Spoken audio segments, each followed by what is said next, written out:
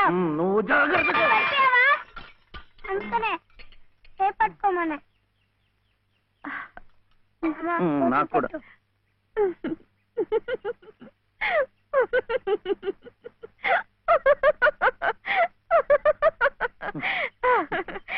ఏమిటిది? ఈ అవతారాలేమిటి, ఈ చీరలేమిటి, ఈ డామాలేమిటి? పట్టు పంచ లేదు కదా, అందుకని ఇది కట్టుకున్నాను. ఇవాళ ముక్కోటి ఏకాదశి, నువ్వు కూడా నామాలు పెట్టుకో, గుడికి వెళ్దాం.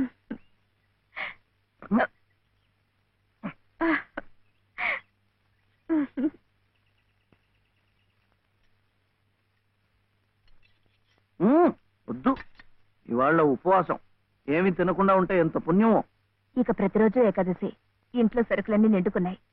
రోజు ఉపవాసం ఉంటే ఇంకా ఎంత పుణ్యమో. అమ్మాయి నాకు ఇప్పుడే ఆకలి వస్తుంది. వద్దు వద్దు, వద్దురా వద్దురా, ఇది చూస్తే నాకు ఆకలేస్తుంది. మనం గుడికి వెళ్ళిపోదాం, అక్కడ సినిమాలు చూపిస్తున్నారట. భక్తి సినిమాలు చూస్తే ఆకలేదు.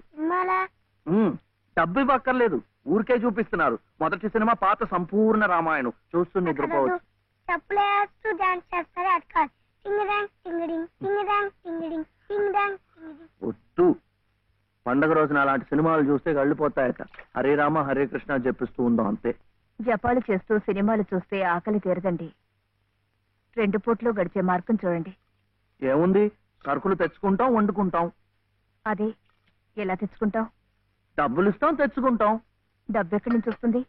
ఉద్యోగం చేస్తే వస్తుంది. ఉద్యోగం ఎవరు చేయాలి? నువ్వే. వీడేమో చిన్నవాడు, నాకేమో చదువు లేదు.